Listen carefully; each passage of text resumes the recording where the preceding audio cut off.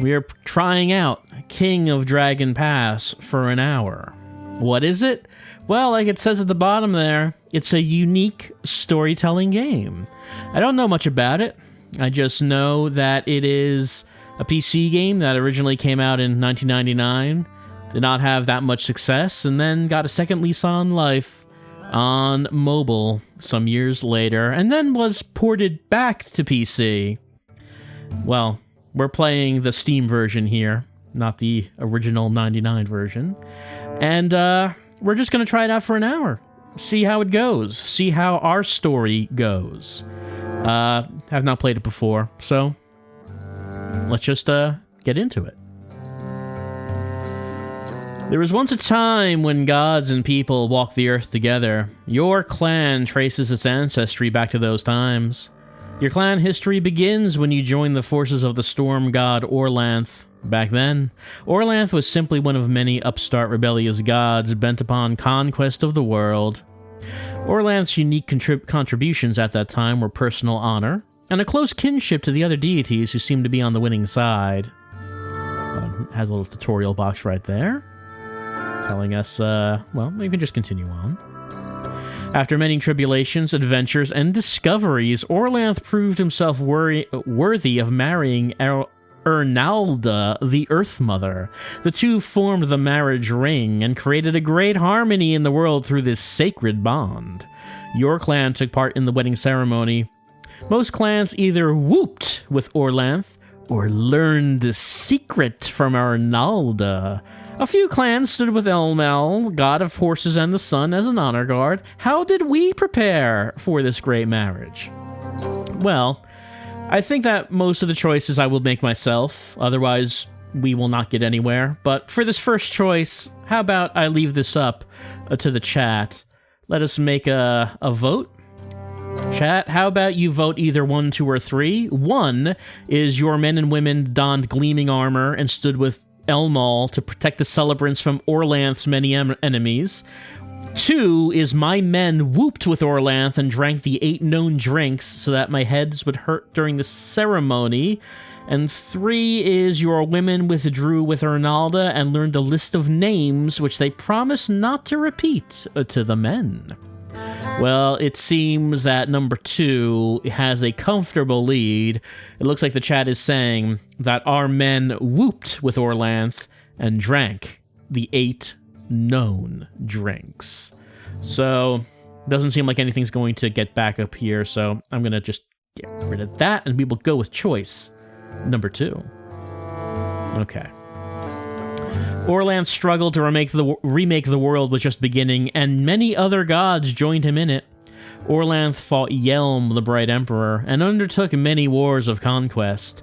Other, more peaceful deeds were just as important. My earliest famous event was, alright, I'll do this one myself. Oh, it doesn't even fit with all these choices.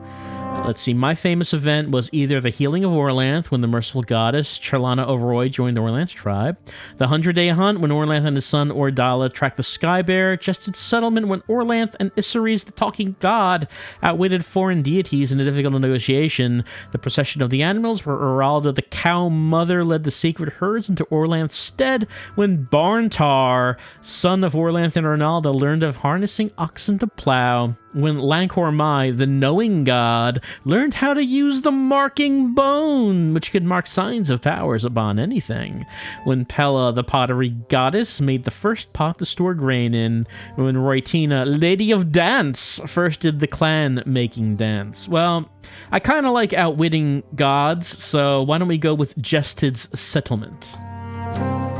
Orlanth succeeded in remaking the world.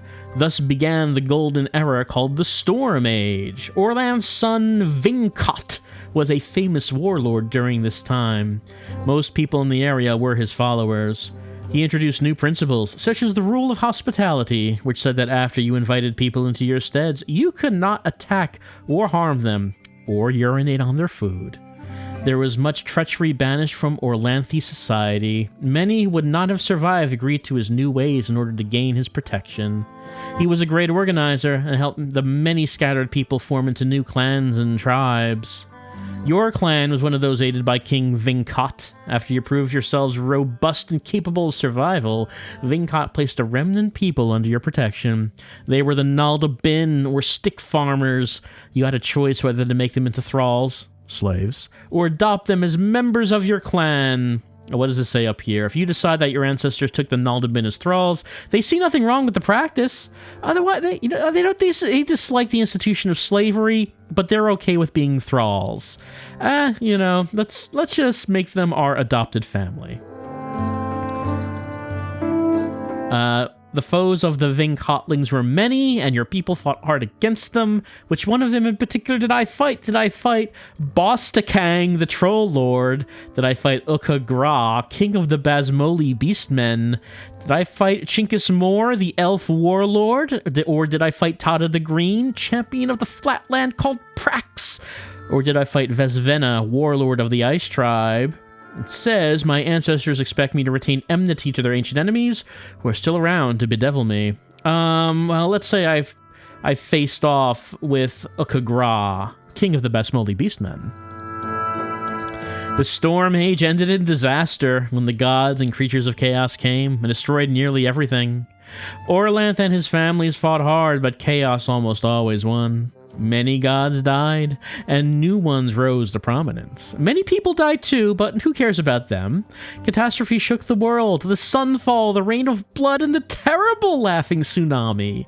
The darkness got so bad that even Orlanth and his companions had to abandon humans to their own destiny. Only a few deities, either small ones or weak ones, remained. The world stagnated and died. Our clan was diminished to a ragged handful of hardy survivors. Man, this game is just 110% on the lore so far. Just all in on that lore. Hjort the King was the leader who emerged amid the turmoil of the darkness. The efforts of Hjort and his companions helped set the world in order again. He created the laws that we follow to this day. One of the great distinctions which Hjort discerned among his clans was that some of them tended towards either peace or war, while others maintained a balance between these two principles. What kind was my clan? Let's see. War clans can devote more clan magic towards war. More of the farmers can muster to fight. Peace clans can devote more clan magic towards crop and herds. Balanced clans are in the middle. Well, of course, we're a war clan. We have to kill our enemies, and, if they're not our enemies, maybe they have to be killed anyway. Well, we'll see, we'll see. Finally, the sun rose again.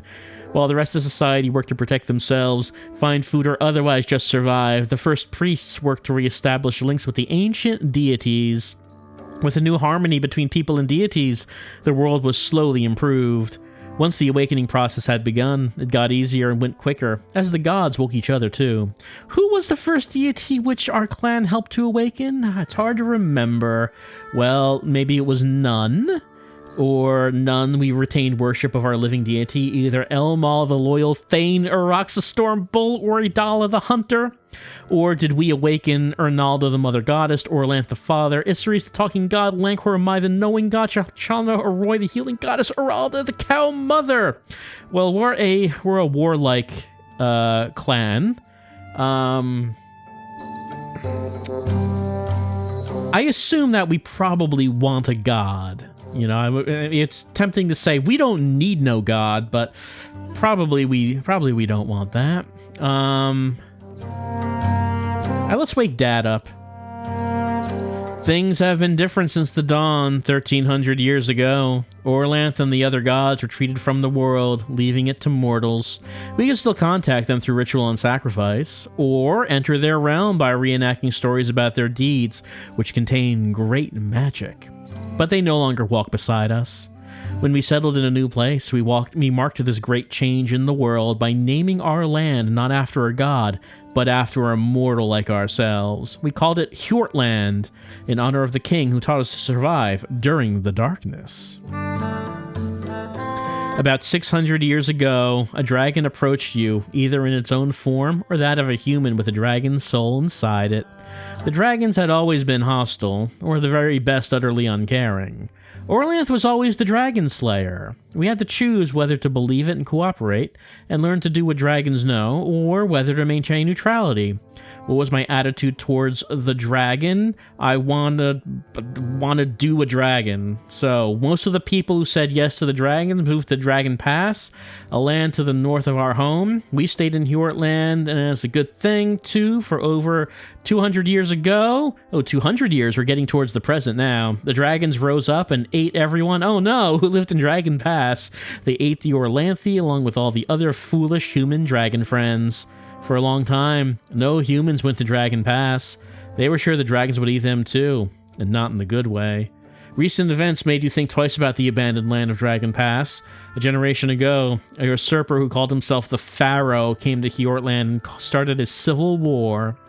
Our clan broke into disputes, sometimes violent, about whether to support the Pharaoh. In the end, we decided to settle this over a card game. Actually, our group of dissidents decided it would be better to risk the dangers of Dragon Pass and to stay and kill our own kin, the greatest sin an Orlanthi can commit. Those unable to live under the Pharaoh would move northward to Dragon Pass. People of similar beliefs from other clans had already made the same decision and settled there. So we made a new clan, just as our ancestors had done in the days of King Hjort.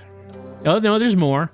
Larger borders are harder to guard. Enemies will find it easier to elude my patrols. Our new clan made the dangerous trek to Dragon Pass and selected a place to live. Like the other Orlanthi refugees from Hjortland, we settled in Kavini Land, a mountainous area in the southeast of Dragon Pass. You would call these lands your home, or Tula. Tradition required us to make a formal land claim.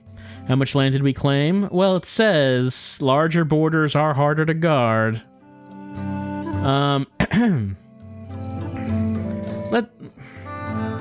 Well, maybe I'll put this up to another vote. If the chat wants to decide this, 1 for as much we needed, no more. 2 for more than we needed to grow into. 3 for lots more than we would probably need, or 4 huge tracks, far more than needed. And it looks like number 2 is probably going to win. Like number 4, there's some selfish people who want huge tracts of land, but it looks like number 2 is probably going to take it. And honestly, that's probably the choice that I would have made. So I'm just going to end the vote there and say more than we needed. Okay. My clan history. To prepare for the marriage of Uralda and Orlanth, my men whooped and drank with Orlath. My clan's earliest famous event was just its settlement. I added strangers to my clan as adopted family. My ancient enemies, Ukagra, king of the Basmoli beastmen, were a war clan. I first awakened Orlanth the father. My attitude towards dragons was positive, maybe a little too positive. We shared their knowledge. And I have more land than we need to grow into. Stick with normal difficulty and a short length for your first game. Okay. Normal, short. Okay, victory condition. Forge a tribe and remain king for 10 years. And the clan name will be Bullyism. Okay. Forecast.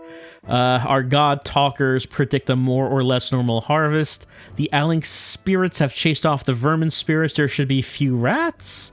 Okay, let's see. Sacred times, 2 weeks of magical ceremonies which precede each new year. Here we allocate the clan's magic resources for the coming year. Members of the clan council or ring offer advice.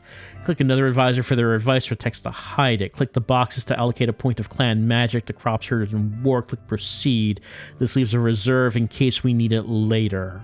Okay, Lycan says we should spend what we can on the mysteries so we can sacrifice and understand to perform Orlanth's blessings.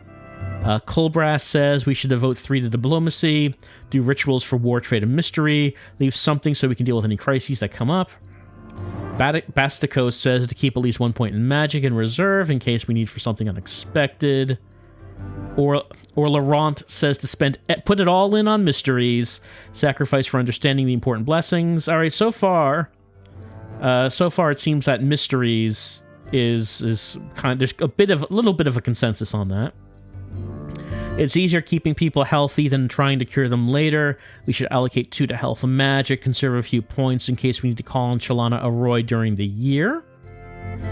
A lot want the crop magic. Our herds are also important, so earmark one for them. Leave some magic available in case we need to call on the earth goddesses. By the way, with an Uralda worshipper on the ring, we could perform our livestock rituals. Varsons says allocate 3 to war magic. Leave a few points in reserve in case we're raided. Well, Varsons is only one thing on his mind, and that's war. It seems, well, we are a war tribe. Let's see, Bullyism Clan last year. We made the dangerous trek to Dragon Pass, claimed more land than we needed to grow into, built a clan hall, some steads, temple to Orlanth. When we left Hjortland, we lost our connection to the gods. Other clans sent immigrants to Dragon Pass. We have friends and enemies here. Annual allocation of magic. Okay. Well, we need food, right? That seems like that would make sense. Like, I'm pretty sure we would need crops. I also feel like a point in war. We're a war tribe. That should be good. Someone said it's good to keep people healthy than to cure them later. I think that makes sense. That seems like that follows. Do we want a herd? Hey, probably. And they, like, a bunch of them said to keep some points in reserve, so I guess we'll do that. I'll keep 2 in reserve.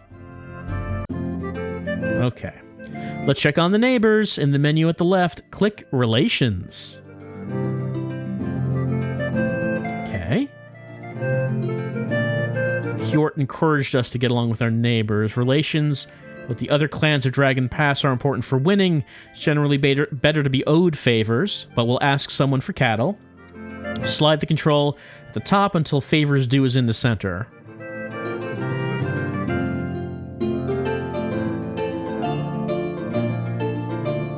These are our known clans.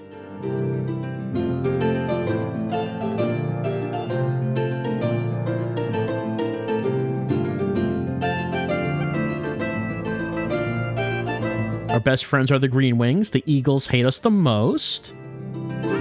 Give gifts to the neighbors. I mean, do we have gifts to give? Let's call on the favors road and have a huge feast. Bastikos lives in the moment. Hjort encouraged us to get along with our neighbors. We should try to end our feuds, but we're a war tribe. Repay gifts with gifts. Repay treachery with lies. We can survive on our own if need be. We have 811 cows, 142 goods, 485 foods, 2 magics, population 776, 12 weapon thanes.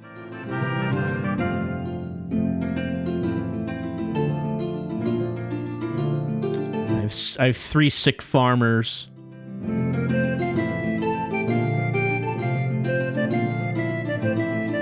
When we say adopt new farmers, is that like forcible adoption? No one is worthy of joining our clan.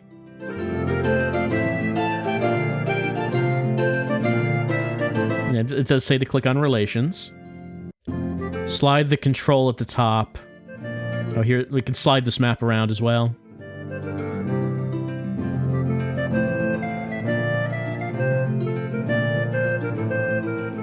Well, let's take a look at some of the other screens. I know it wants us to click on Relations. Here's land, aspected food, slaughter, magic, deities,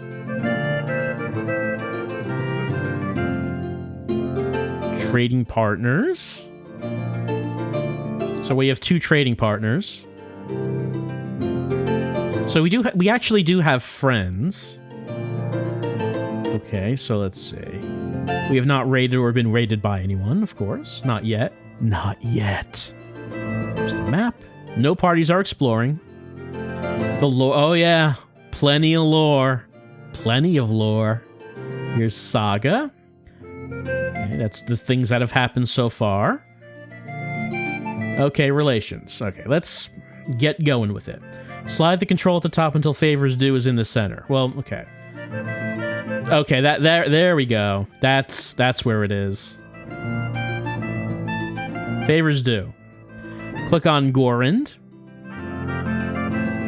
They're known for a large boulder with war powers. They have a big rock that has powers. Their chief is Vox Condora. They owe us a favor. Okay. The info, let's see, click the emissary button to send an emissary.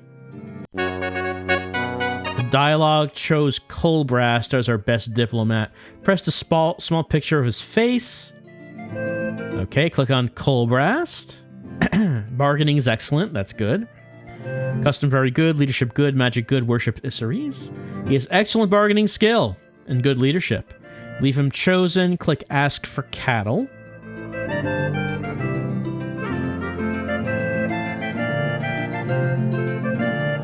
Well, there's bring cattle, we don't want to do that. Okay, that's that.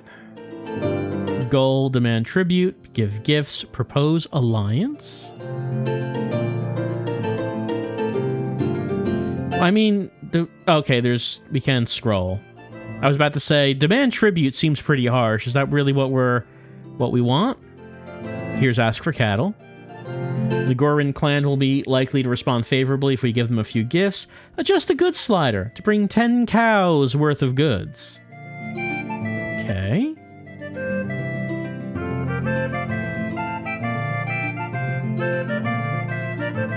Click the plus a few times to bring 8 footmen to guard the gifts. Oh, there's the footmen.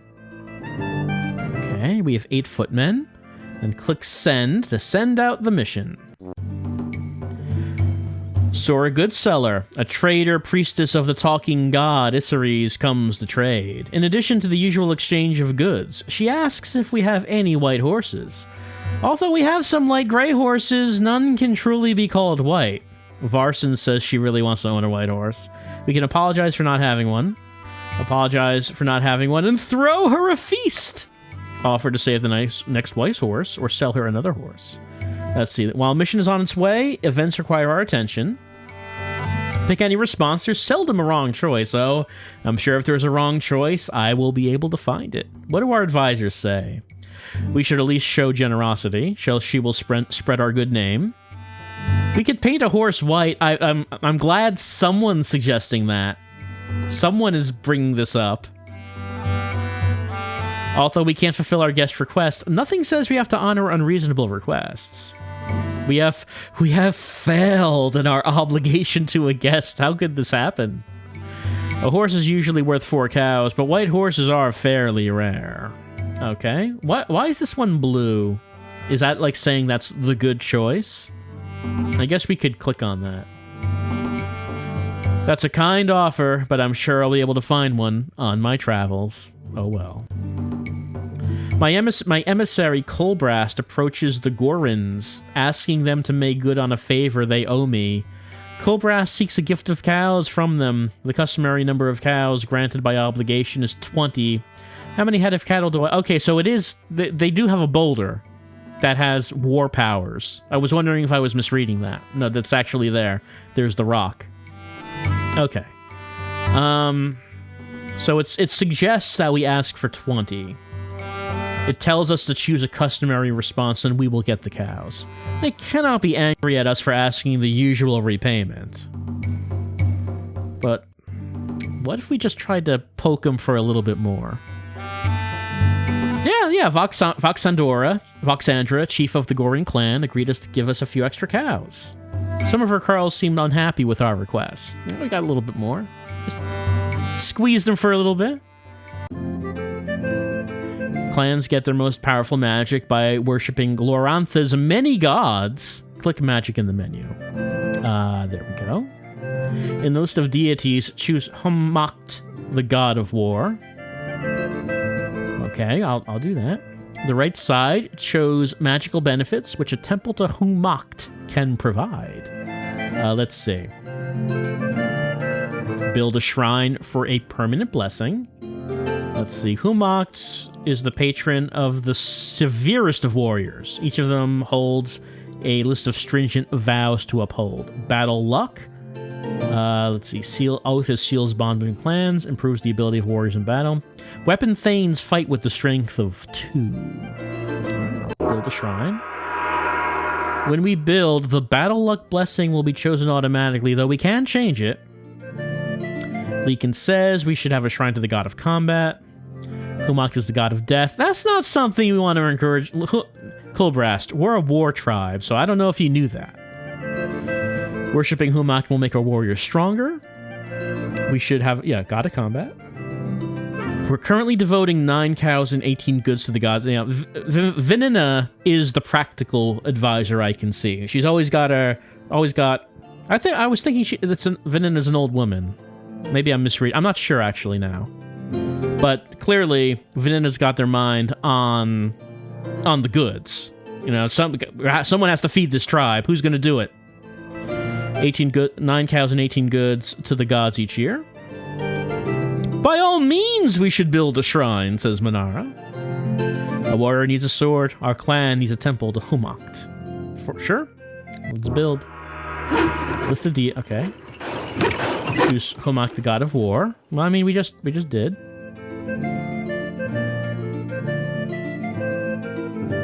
Wait, we just built a temple. We just did that. Do we need? It still wants me to build a temple. So maybe I have not actually gotten a temple yet. Like I built this thing. Maybe that's not a temple. Maybe that's like a shrine or something. Like maybe these larger ones could be considered a temple. I'm not actually sure. Sure.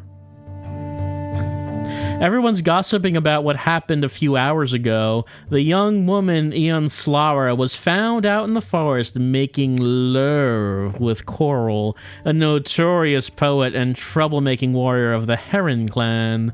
Coral left without a formal farewell.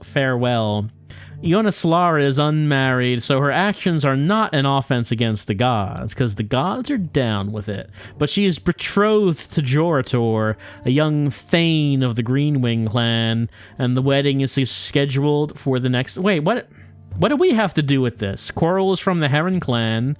I mean, well, I guess Ion Slara is from our clan. So I guess we do have something to do with it. Let's see.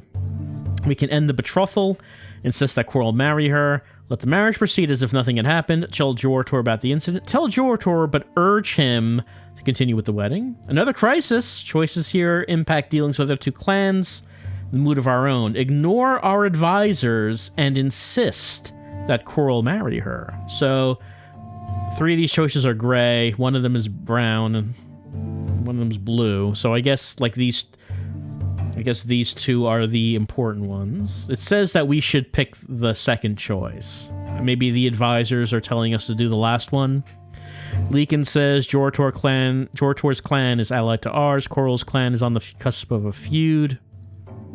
A marriage is like any other trade. You must tell your trading partner the facts, so he will not complain later. Coral's poetry is fine indeed. More snakes live in the mountains than any old fool thinks. Ion Slara has done nothing wrong, nor has the otherwise disreputable Coral. It would be absurd to marry her to him. Coral will cause trouble for Jorator if we allow the marriage. This is juicy gossip, but we need to plan our fields more than anything else right now. Yeah, we don't have time for this drama. The fields need to be planted. Let's just hope Coral didn't impregnate her, says Varsons. Well, the game is saying that I should insist that Coral marry her. I guess let's do that. Let's see. You mistake my intentions, Coral said. I meant not to eat the whole cake, but merely to sample the dough. When our people heard this, they were outraged. Raid the Heron clan in retaliation for their insult, even though it is sea season. Or let the matter rest. Okay, well, we're a war clan. Sounds like an opportunity to kill some people. Before raiding Coral's clan, the Heronese find out more about them by clicking them in the clan list below. Let's see. The Heron. Aggressive pursuit of trade. Their chief is Harmast. We're not allied with the Heronese. Choose to launch a retaliatory raid. Let's give it to him. Okay, who goes on the raid? Footmen, mostly farmers. They're quite capable of fighting. Weapon Thanes, who are the full-time warriors. Woman auxiliaries who heal and encourage. Then click proceed. Okay, let's see. Got 8 weapon thanes, 104 footmen, 11 auxiliaries. Not really telling us, though, what we can expect, does it?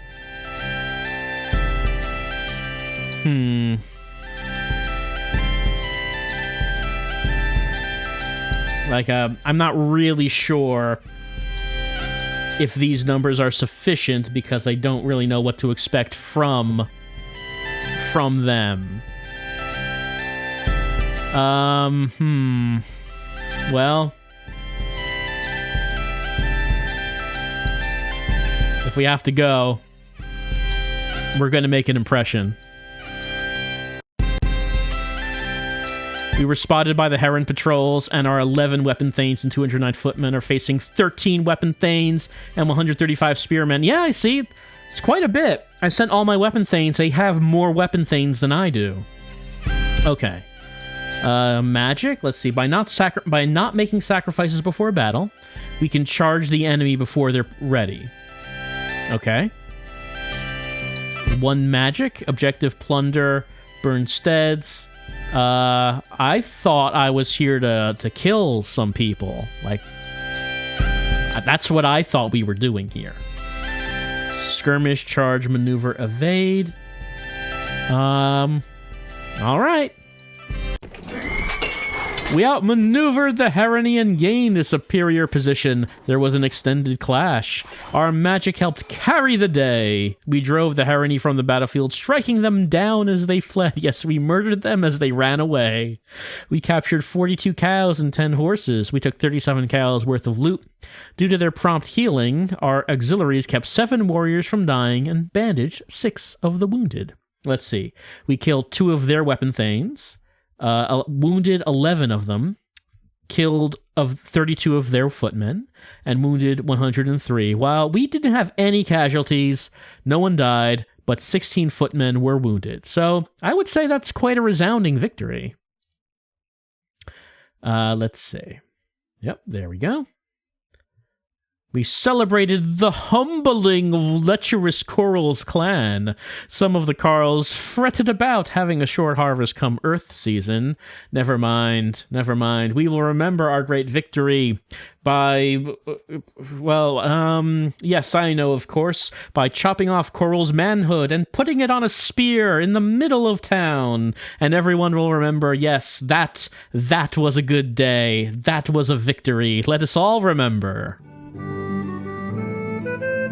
Now what are we doing? Okay, let's see. Even if no weapon thanes were killed or injured, it can't hurt to strengthen our fighting forces. Let's just switch to the war screen to hire more warriors. Okay. Click the weapon thanes button to require more weapon thanes. Recruit more weapon thanes. We could probably stand a few more weapon thanes. Can always have a few more. What do the others say? I have no specific advice to give. Why not make everyone in the clan? Oh, exactly. If the weapon thanes are the strongest, then why isn't just everyone a weapon thane? We could probably stand a few more. The weapon thanes are being treated better than the farmers. Uh-oh. Maybe a little class resentment happening. Yeah, weapon thanes being treated by farmers. We don't have enough weapon thanes to defend the clans. Sounds like we need more weapon thanes. I was able to raise 4. Okay. Let's see. Switch to lore screen, which provides information about the world of Glorantha. I don't need to know all this right now. I'm very thankful for that. To win the game, I need to be familiar with the myths. Sacrifice to the appropriate deity to learn their details. These will help. When I reenact the myth as a hero quest duplicates the feats of the gods to gain magical benefits. We are going to look at the sword story. Oh, it's right there. The sword story. A pathetic fellow called Urmal finds a new weapon called Death and uses it to slay Grandfather Mortal. He shows it to Orlanth's brother, Humakt, who takes it from him. Despite Humakt's attempts to control it, use of the weapon spreads, and soon killing becomes commonplace. Alright, just a one-page story. Most of Dragon Pass is still unknown since our clan just arrived. We have a basic idea of the geography from when people lived here before. Switch to the map screen to see what we know about our new home. Okay, let's see. Map screen.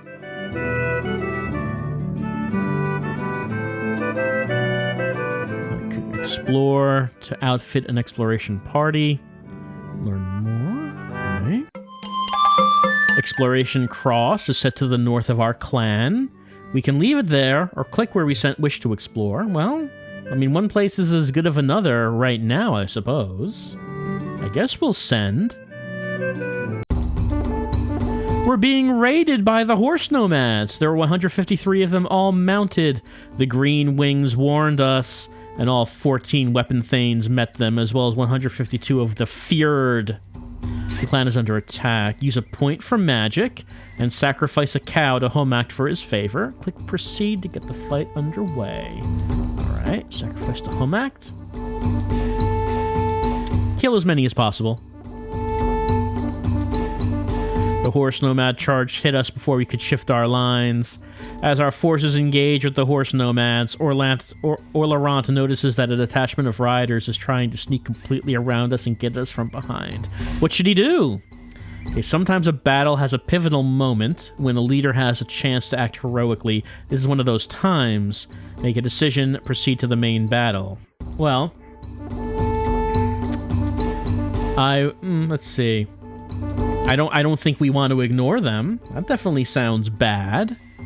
At the same time, I don't know if we can, if we could just shift our attention to them and ignore the main force. So let's tell Varsons about it. Varsons reacted quickly, sending a small group who drove off the horse nomads with loud claps of thunder. There we go.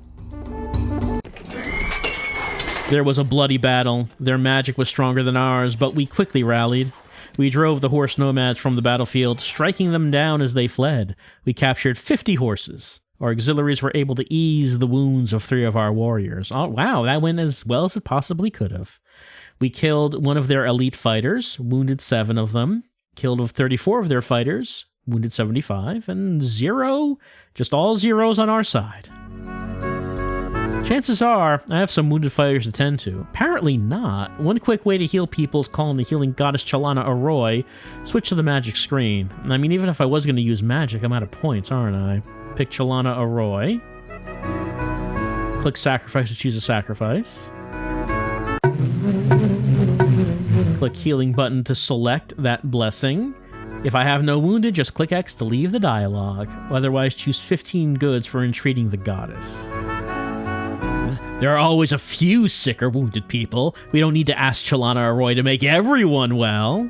Lycan feels that maybe we don't need to bother the goddess unless we have a whole lot of injured people. Colbras feels the same way. So does Bastikos. So does Orlarant. Vinina says there's never a guarantee the gods will answer our requests, but a sacrifice should be at worst at least 7 cows. Twice as much or more would be better. Chalana Arroy prefers non-living sacrifices. Mira says, okay, doesn't seem like we have to do anything. Sometimes I just want time to pass by. At the upper left, note that it's now Earth season, when the clan takes in the harvest. I wouldn't want to call up the farmers for a raid. Instead, click the season wheel to advance to the next season. Alright. So that wheel up there. Okay, I moved it. Iona Slara, whose betrothal to Jorator of the Green Wings was broken off after her seduction by Coral the Poet of the Harony, is now pregnant.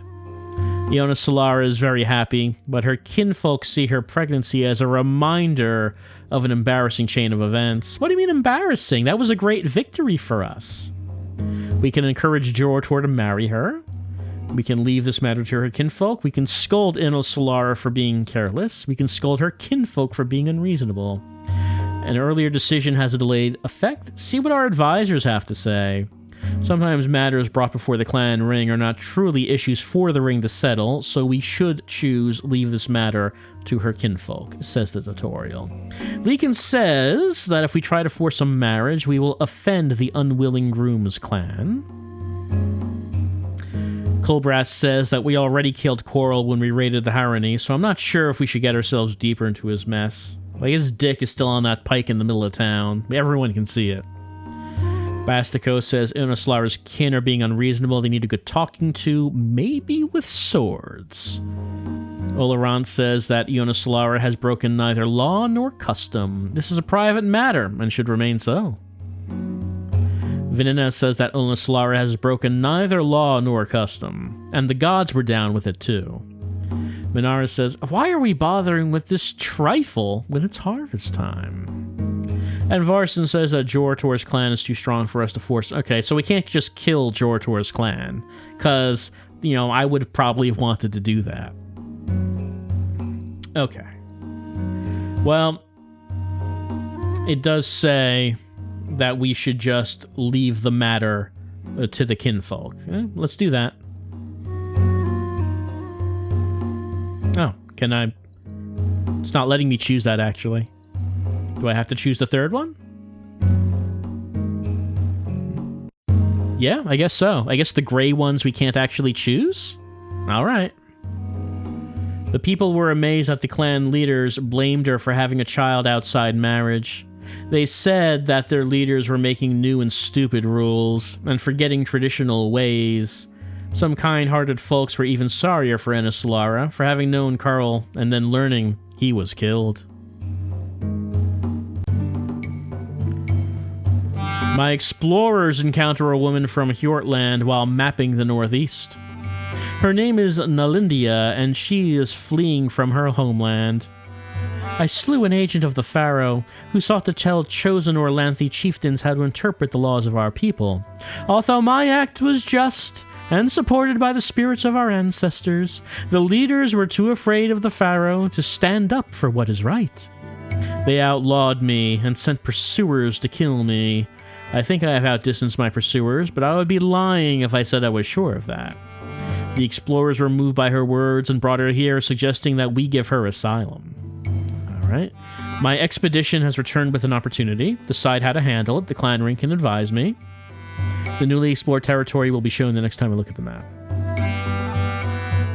We have proven ourselves to the people who love and trust us. We can afford to decide the way we want to decide. The people admire her.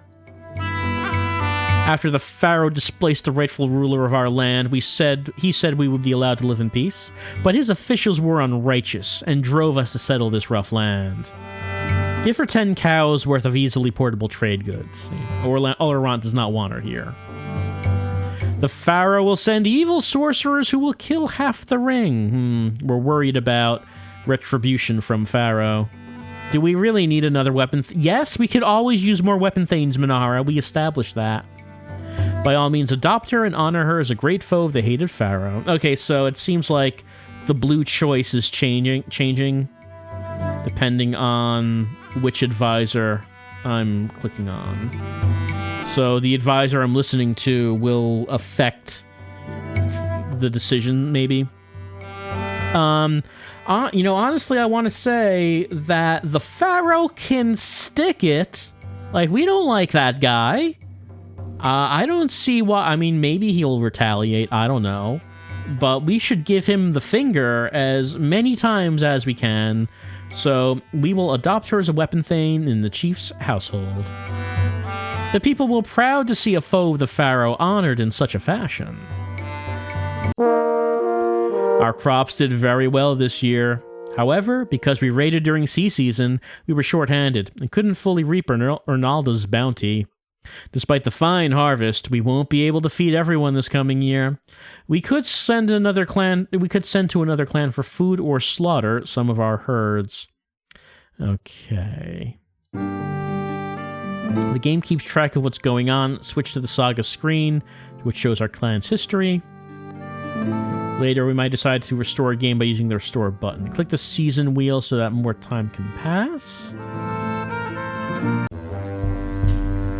Grifton, a thane of the Heron clan, comes to complain that he was insulted by a member of our clan ring.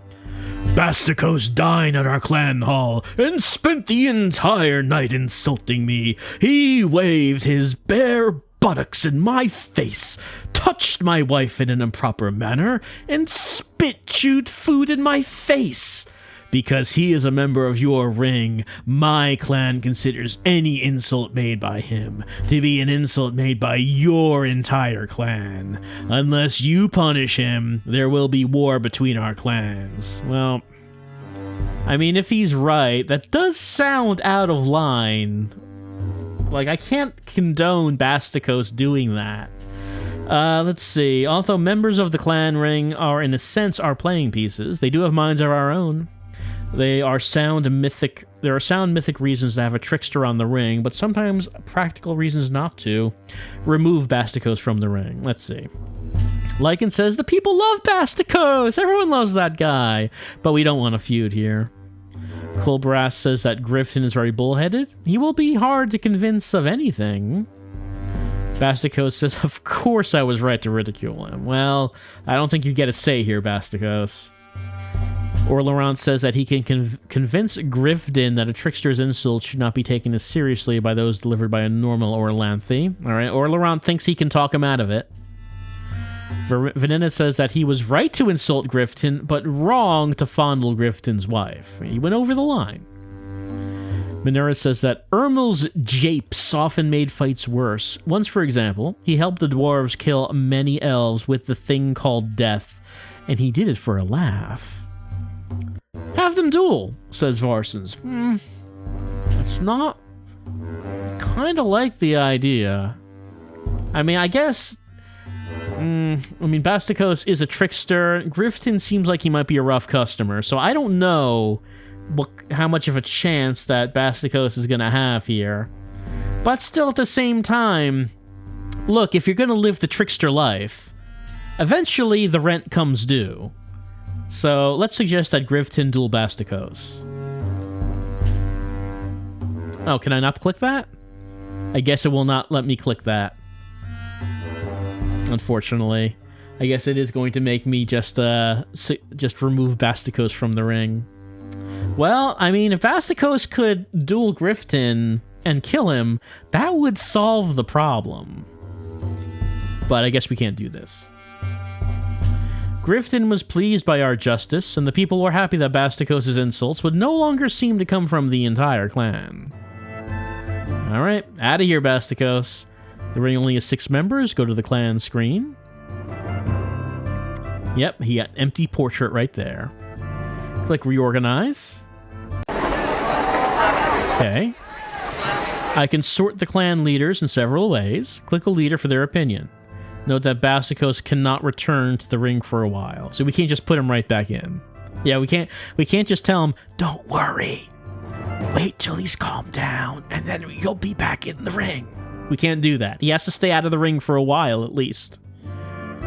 Find Brenna. She is high bargaining. Click the box to choose her. Let's see. There's Elgain. There's Ingana. There's Ingard. Coralmar. There's Brenna, who they suggest. There's Randan. Bastikos with no checkbox. Yanioth. Gareth. Asborn. Rostalos. Tarkala. Endal. Janston. Wow, there are a lot of candidates. I mean, honestly, Bastikos, I don't know how you got on this ring if there are so many people who are waiting to take a slot. I don't know how you beat everyone out here. But it is suggested that... Let's see. Yeah, it's suggested we go with Brenna.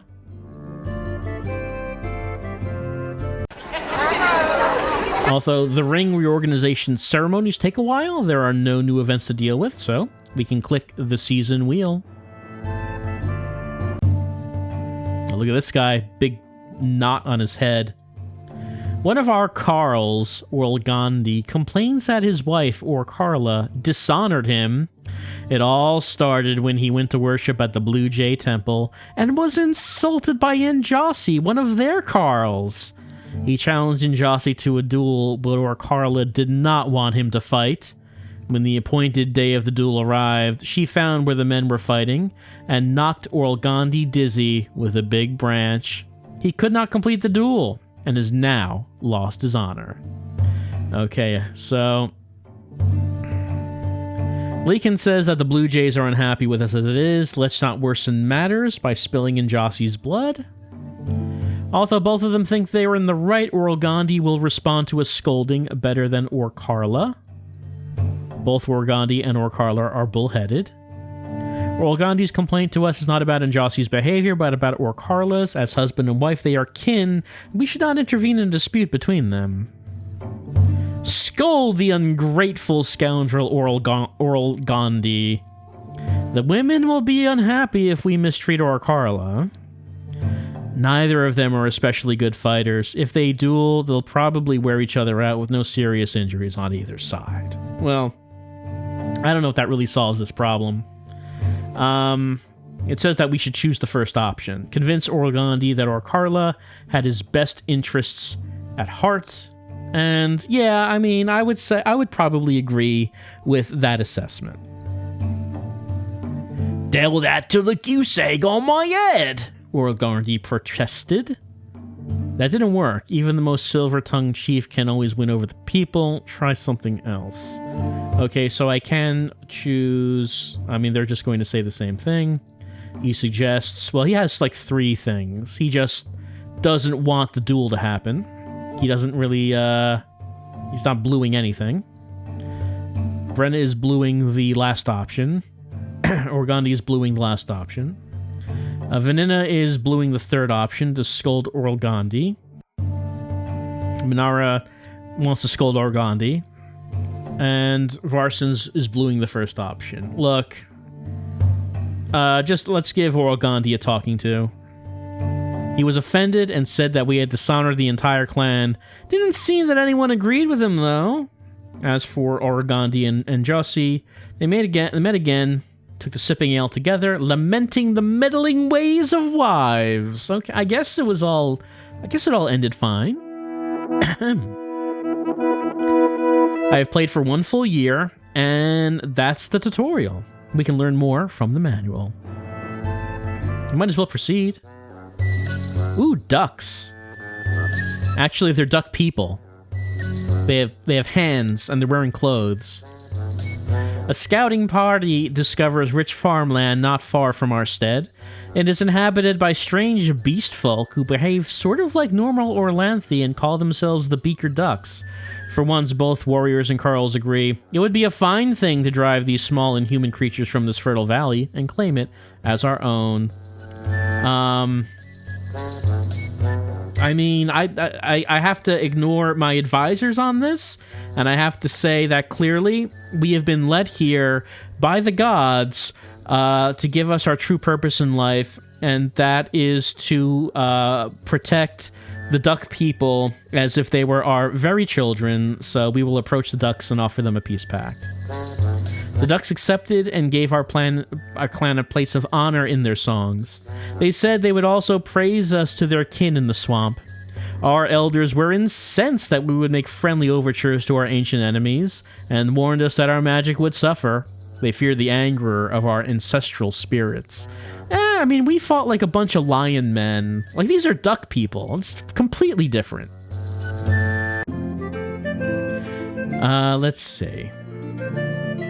Everyone the clan is worried. Clan is not happy with the way things are going. Ancestors deserve honor, asking for sacrifices. We have nobody to act as a trickster. A worshiper of Ernal makes a handy scapegoat, and once the Great While is useful. More men are needed. Our people are very healthy. The foolish man lies awake all night and worries. When morning comes, he's tired out. What? Why would you bring up staying awake all night worrying about things that... I don't know anything about that. We need to remain a war clan so we remain strong. Look. Let's just sleep it off. Lika of the Green Wing clan, accompanied by Dang Mang and Bran Brigg of the Hendart clan, comes to convince our weapon thanes to help her ambush and kill Iskali, king of the Kolimar tribe. The Kolimar have gone too far, becoming tyrants. They drive us from our land. Lika, Dang Mag, and Bran Brigg are prominent weapon thanes of their clans. Alright, what do we think? The Green Wing, and Hendart clans regard us highly. They will be thankful if I can dissuade them from this dangerous course. He wants them to abandon. If we take this news to Ascali, he will reward us with... Ooh, a double cross, you say? Are we a treacherous clan, though? I don't know. The Kolimar got here before anyone else and formed a tribe before anyone else. They are the ones who countered the powers of the Dragon Newt barrier called the Cross Line. You're saying that maybe we should be on the side of the Kolimar? They might be powerful allies? The Kolimar King wields great magical powers. Okay, so apparently people are saying that the Kolimar we might not want to mess with them. The Kolimar King wields great magical powers. One of them is a seeing spirit, which protects them from ambush. It's not as if the Kolimar have taken tribute from us. The ambush will fail. Oh, you're just telling us straight out. It's not going to happen. All right. Let's see. Well, it's clear that we're not going to attack. Like, everyone is saying this is a bad idea. Everyone is saying it. So if it is a bad idea, I guess the least we can do is make some money from it. He thanked us, gave us a gift of silver rings, and told us that the Kolimar owed us a favor. A week later, he raided the Green Wing clan. 3 weeks after that, the Hendardi felt his wrath. The raids were vicious and bloody, and it was not the Kolimar who suffered in them. Some of our weapon thanes worried that the two clans would blame us for warning the Kolimar king. Well, we got a gift of silver rings. That's something. Inisalara had a fine baby boy. He looks much like Inisalara's male kin, with maybe just a hint of Coral the Poet's chin.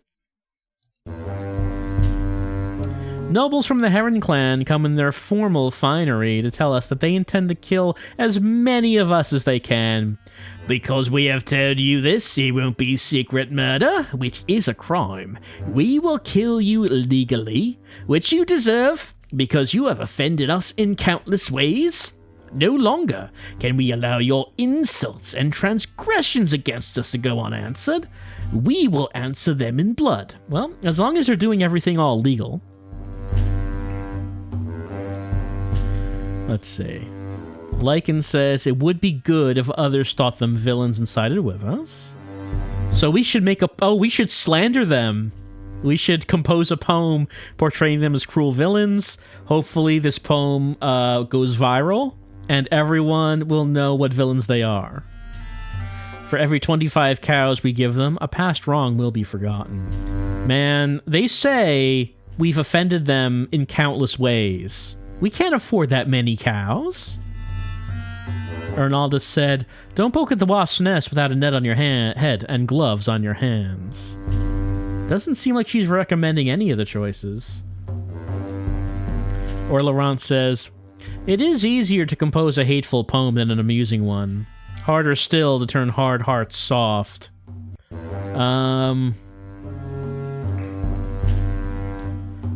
So I mean, it sounds like he's saying do the poem portraying them as villains. It sounds like it, because it would be easier to do that than an amusing poem, or the poem that would make the Heron clan not hate us.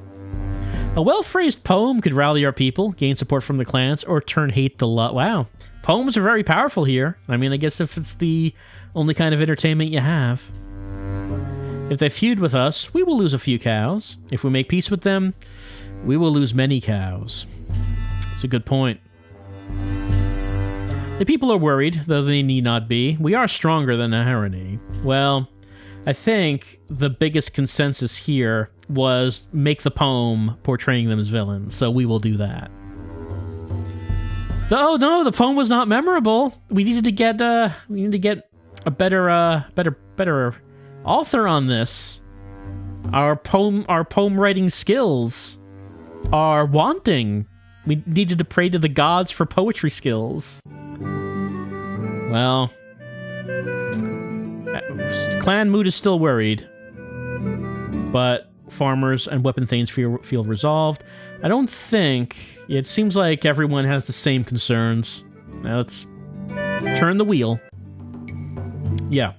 Ducks from a place they call the Upland Marsh, accompanied by warriors of the Nhili clan, petition us for aid against their fight against zombies, the undead creatures of the marsh. The ghouls and zombies have grown very strong of late, and it is time something was done about them. We are ready to mount a serious assault on them. We want your devotees of Homak to enact a ritual at your temple. One will strengthen our sword arms and weaken our unliving foes.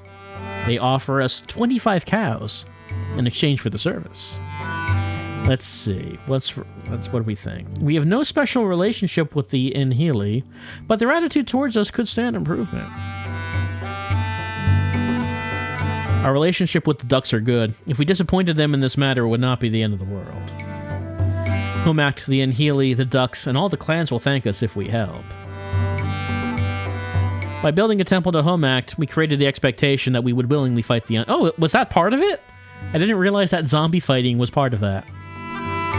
Our magic is strong now, and we're likely to succeed. Performing the ritual will reduce the strength of our magic, though. 25 is a goodly number of cows. Minara, focused on those cows. We don't have to be paid to perform it wholly. Oh, Varsons. Look, they're offering, right? I like how the duck has like a beak tattoo right there. That's a nice little touch. Come on, Varsons.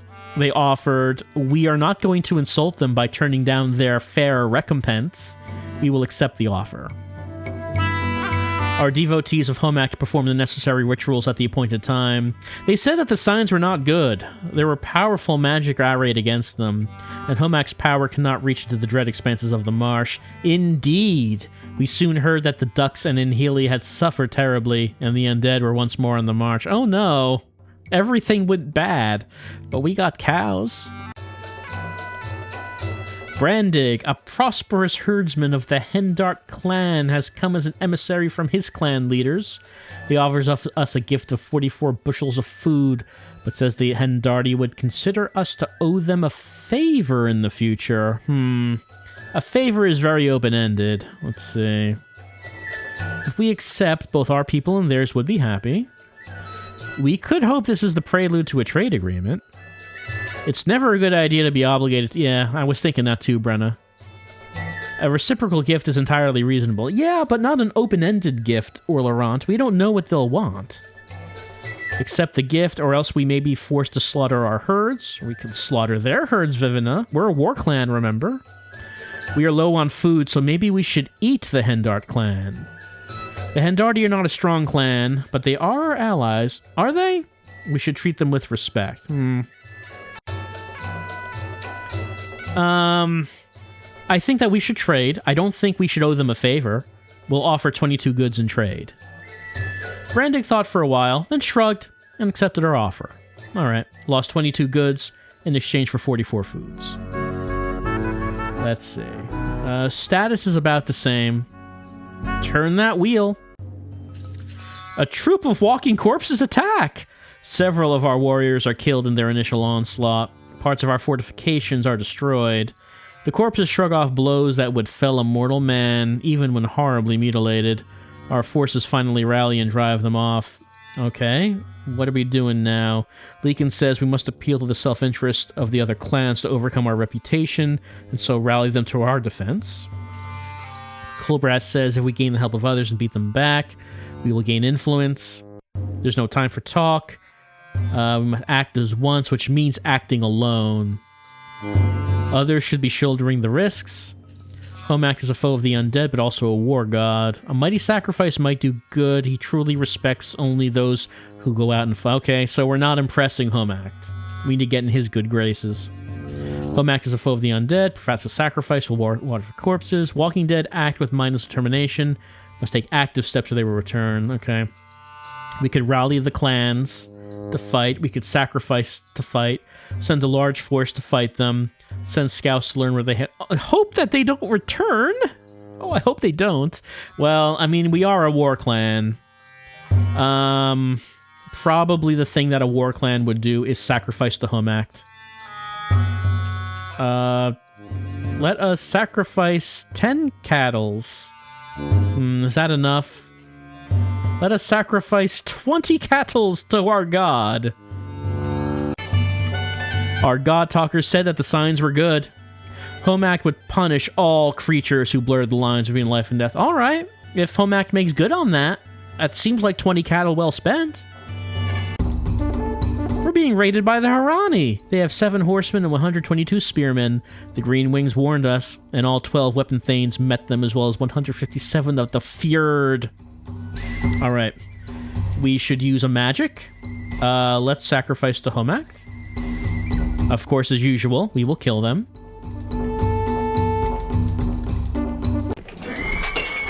The Harani had burned 4 steads before we mustered our warriors. We had to maneuver under a deadly rain of missiles. It was a short, nasty battle. Their magic was stronger than ours, but we quickly rallied. We drove the Harani from the battlefield, striking them down as they fled. We captured 1 horse. Nalindia distinguished herself in the fighting. Through their healing magics, our auxiliaries kept 2 warriors from dying and banished 2 of the wounded. All right. So we do have a wounded weapon thane, and a couple of people were killed, and 9 footmen wounded. So, unfortunately, we did lose 2 people. They weren't weapon thanes, but we did lose 2 people. Aside from that, it was a big victory. Let's see. Well, nothing's happening when I click on this. And I don't know why.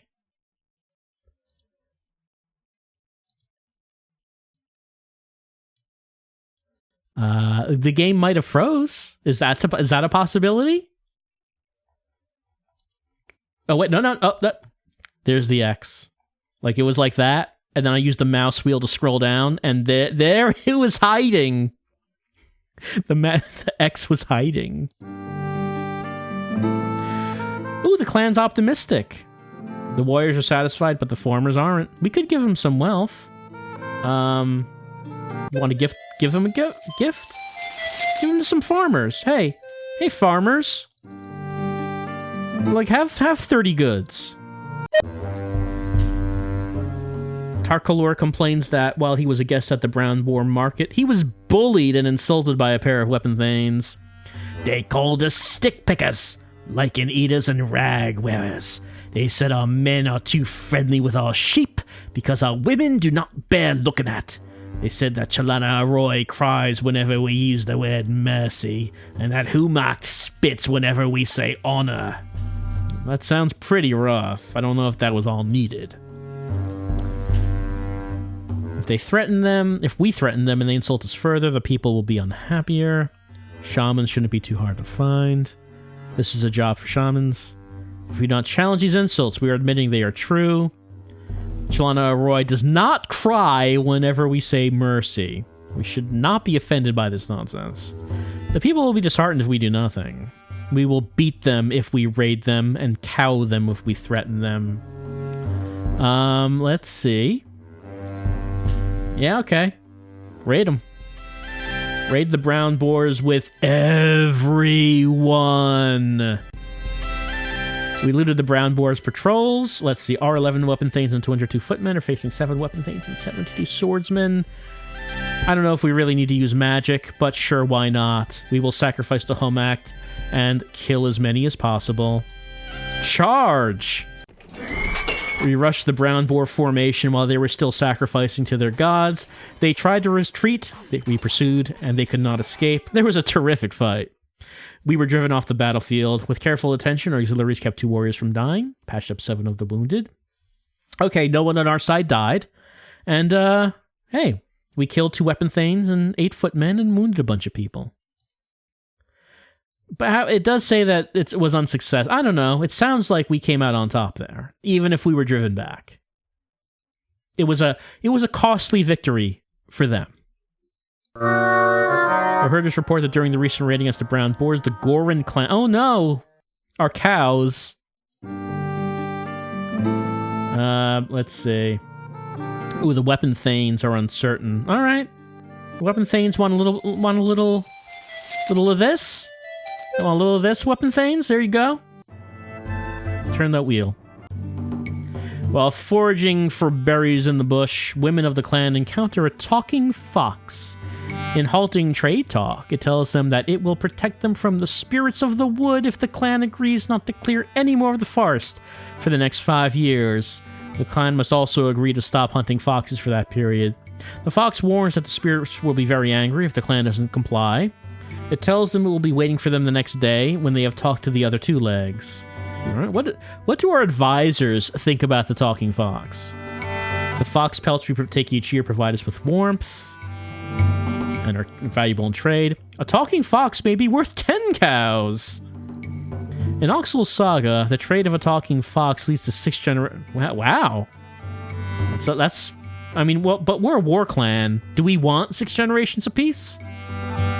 Although they're rare, every type of animal has especially intelligent individuals who can talk and cast spells. Talking animals are strong spirit friends. We must assume its threat is real. We can't agree to leave the land uncleared. We need to grow more food to feed our people. It might just be bluffing. Okay, so... we could agree not to clear the land. We can agree not to hunt foxes. We can agree to both conditions. We can try to capture the fox, sacrifice it to the gods, capture the fox, trade it to the clan, tell people to avoid the fox. All right. Well, if we agree, it says it will protect them from the spirits. Now, we have not encountered spirits of the wood, but I'm going to use some meta knowledge, and I know if we keep cutting down the forest and building our structures, eventually the blue hedgehog will come. And that is actually what the fox is warning us about. Our advisors do not know about the blue hedgehog. So, the blue hedgehog hates technology and will come to destroy it if we encroach on its land. So, I'm going to agree to the conditions. The fox said, "We will never know the full measure of disaster we had avoided." Oh, but I know. Let's see. Spend on mysteries, diplomacy, trade magic. Spend on mystery. Okay, 2 people saying mysteries. Actually, they're all saying basically the same things that we have said before. Sure, mysteries, war, health, crops, and leave 2 in reserve. The spirits of our ancestors are angry that we did not sacrifice. They do not make such requests lightly. Our clan magic will be reduced because we did not help them. Oh dear. Oh no, Rostalos. Randon died of old age. His kin were not very sorry to see him go, as he was difficult to live with. Oh, that's sad. Well, we have been going for over an hour.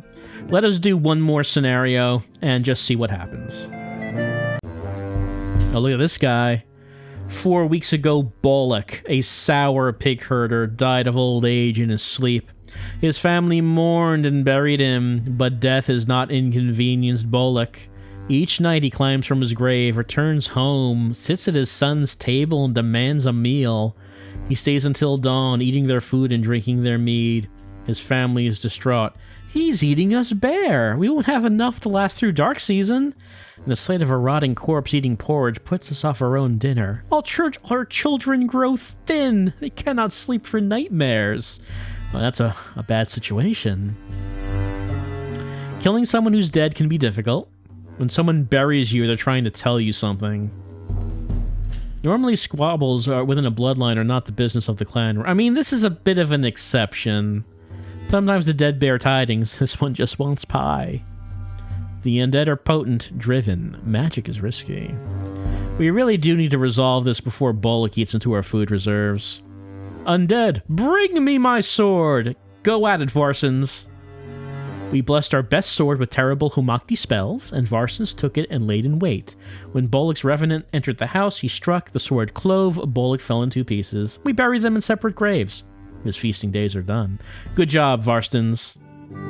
Well, I think that we have been going for over an hour, and that'll be it for our tryout of King of Dragon Pass. And at the end, the clan mood is reserved. The farmers feel resolved, and the weapon thanes feel resolved.